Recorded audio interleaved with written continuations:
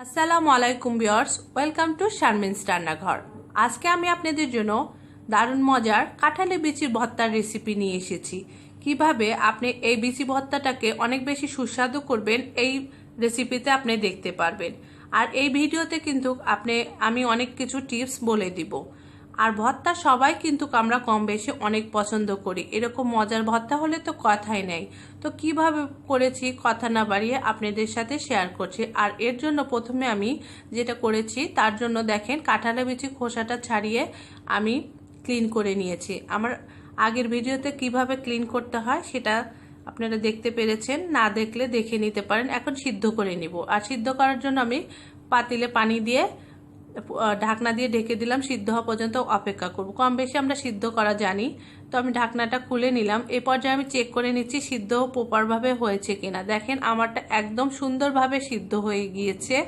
এখন আমি চুলা থেকে নামিয়ে পানি ঝরিয়ে নিব।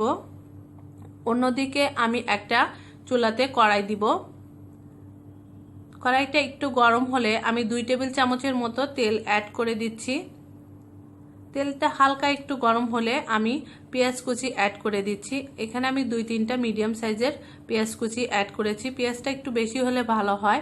আর আমি 6-7টা কাঁচামরিচ, আস্ত কাঁচামরিচ দিয়েছি। জাস্ট কাঁচামরিচের মুখটা শুধু হালকা কেটে দিয়েছি। আর এখানে টিপস হলো কাঁচামরিচ কোনোভাবে আস্তটা দিতে যাবে না, সেক্ষেত্রে কিন্তু তেলে দেওয়ার পরে একটু পর ফেটে চোখে মুখে লাগতে পারে। তো আমি কড়া করে ভেজে নিয়েছি। দেখেন এই পর্যায়ে আমি এটা নামিয়ে নিব।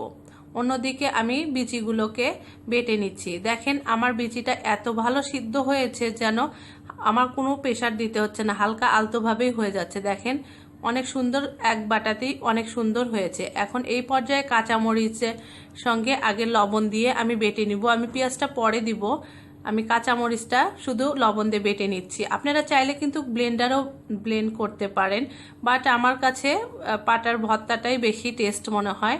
আপনারা ব্লেন্ডারও করতে পারেন ইজিভাবে। আর আমার বিচিটা যেভাবে সিদ্ধ হয়েছে আপনারা চাইলে হাতেও কিন্তু চটকে নিতে পারেন, বাট আমার কাছে ভর্তাটা একটু পাটাতেই ভালো লাগে।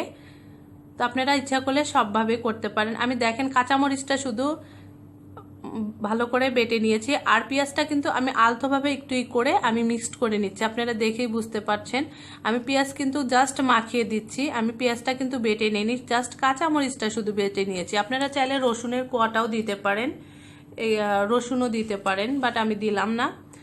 এই পর্যায়ে একটু লবণটা টেস্ট করে নেবেন যেন পারফেক্টভাবে হয়েছে কিনা। আপনারা দেখতে পাচ্ছেন আমার ভর্তাটা কতটা স্মুথ সুন্দর হয়েছে। এখন আমি সবকিছু ঠিকঠাকভাবে চেখে নামিয়ে নিলাম, পরিবেশন করে নিলাম। দেখেন তো তৈরি হয়ে গেল মজাদার কাঁঠালের বিচি ভর্তার রেসিপি। খুব সহজেই কিন্তু আপনারা করতে পারেন এরকম সুস্বাদু ভর্তার রেসিপি।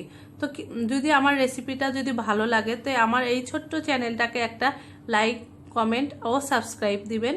পাশে থাকা বেল আইকনটা ক্লিক করবেন।